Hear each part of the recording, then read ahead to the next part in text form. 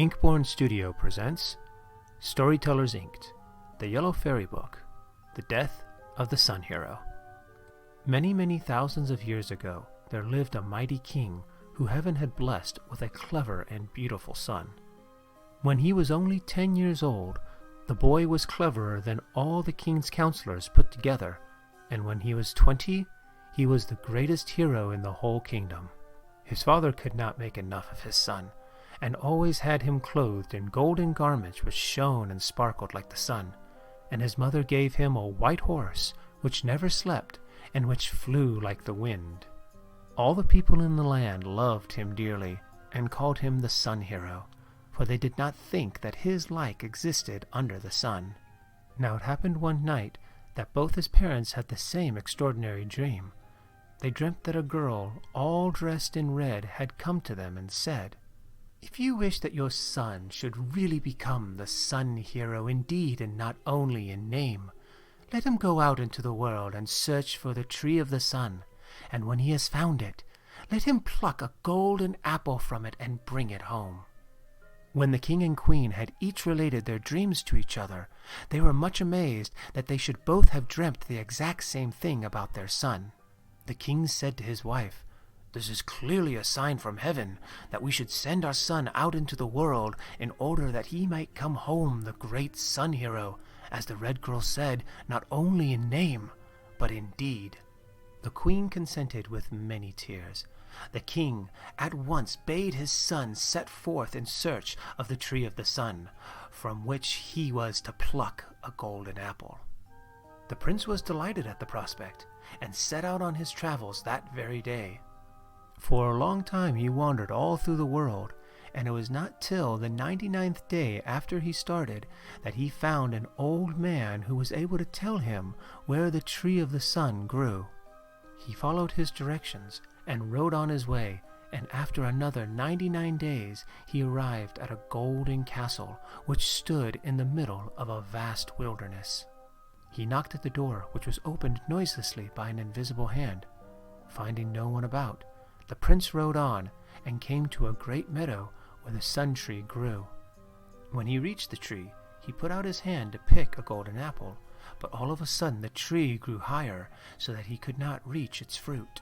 Then he heard someone behind him laughing. Turning around, he saw the girl in red walking towards him, who addressed him in these words, "Do you really imagine, brave son of the earth, that you can pluck an apple so easily from the tree of the sun? Before you can do that, you have a difficult task before you. You must guard the tree for 9 days and 9 nights from the ravages of 2 wild black wolves who will try to harm it. Do you think you can undertake this?" "Yes," answered the Sun Hero. "I will guard the tree of the sun 9 days and 9 nights. Then the girl continued, "Remember though, if you do not succeed, the sun will kill you. Now, begin your watch." With these words, the red girl went back into the golden castle. She had hardly left when the 2 black wolves appeared, but the Sun Hero beat them off with his sword, and they retreated, only, however, to reappear in a very short time. The Sun Hero cast them away once more, but he had hardly sat down to rest when the 2 black wolves were on the scene again.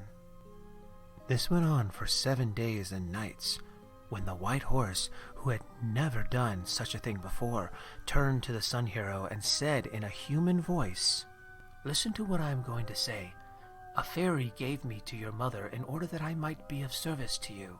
So, let me tell you that if you go to sleep and let the wolves harm the tree, the sun will surely kill you."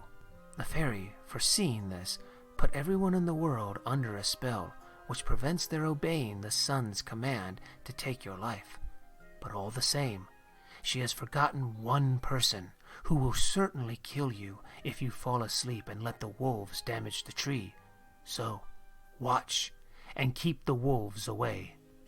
Then the Sun Hero strove with all of his might and kept the black wolves at bay, and conquered his desire to sleep.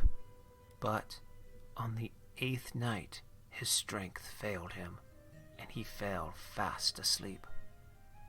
When he awoke, A woman in black stood beside him who said, "You have fulfilled your task very badly, for you have let the 2 black wolves damage the tree of the sun. I am the mother of the sun, and I command you to ride away from here at once, and I pronounce sentence of death upon you, for you proudly let yourself be called the Sun Hero, with having done nothing to deserve the name." The youth mounted his horse sadly and rode home. The people all thronged round him on his return, anxious to hear his adventures, but he told them nothing, and only to his mother did he confide what had befallen him. But the old queen laughed and said to her son, "Don't worry, my child. You see, the fairy has protected you so far, and the sun has found no one to kill you. So cheer up and be happy." After a time, the prince forgot all about his adventure and married a beautiful princess with whom he lived very happily for some time. But one day when he was out hunting, he felt very thirsty, and coming to a stream he stooped down to drink from it, and this caused his death. For a crab came swimming up and with its claw tore out his tongue. He was carried home in the dying condition, and as he lay on his deathbed, the black woman appeared and said, "So, the sun has, after all, found someone who is not under the fairy spell who has caused your death, and a similar fate will overtake anyone under the sun who wrongfully assumes a title to which they have no right."